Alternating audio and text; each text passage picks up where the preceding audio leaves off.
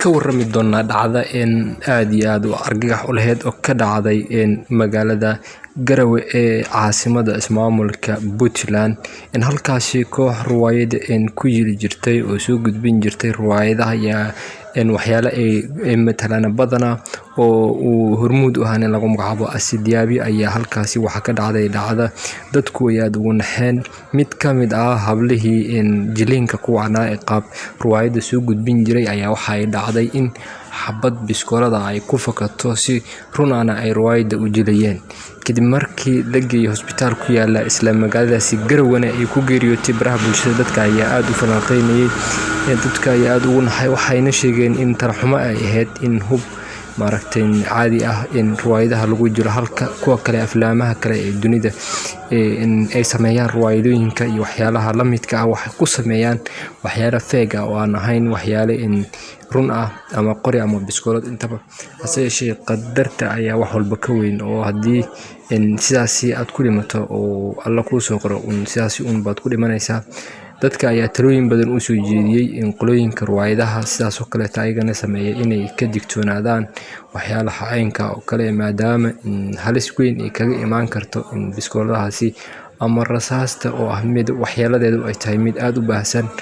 oo dhaawacyo iyo dhimasho intaba geysan karta marka saasi ay dadka u soo jeediyeen aad ay ugu tacsiyeynayeen ninka kamidka ah qolooyinka jiliinka oo biskoolada gacantiisa ku haya ayaa la sheegay in loo haysto dacwada la xiriirta dambiga oo geystay awgeed inay xireen qolooyinkii dhanka familka ayaa arintaasi galay ayaa leeyahay haatan waa socota howshaasi dadweynaha ayaa yiri in Allah u naxariisto wax kale dhehmeynay ay soo gudbiyeen arintaasi waxayna ahayd dhacdo ka dhacday shalito magaaladaasi Garowe ee maamulka Puntland ayaa halkan ka soo gudbinaynay maadaama arrimooyinkaasi ay u baahan tahay wacyigelin aad u baahsan ee dhalinyarada qaarkood in laga waaniyo inaysan hubka tooska ama hubka sida qoryaha baabooyinka waxyaalaha la midka inaysan ruwaayad iyo waxyaalo la mid ah aysan ku soo jirin maadaama nafsadoodii ay halkaasi ku bixi karto dhibaato aad u baahsan ay kala kulmi karaan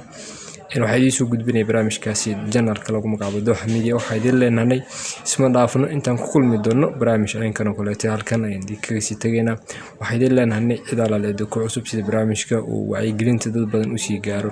share comment like intaba la sii wadaag asxaabtada qayb kamid ah aad ayaad u mahadsantihiin inta aan ku kulmi doono isla barnaamijyo aynkan oo kale oo aan waqti walba diyaar u nahay in halkeedii ka soo gudbin waxay idin leeyahay dhamaantiinba kulan dabo xiiso leh waxaan idinkaga tagay siyaasiyiin nabadgelyo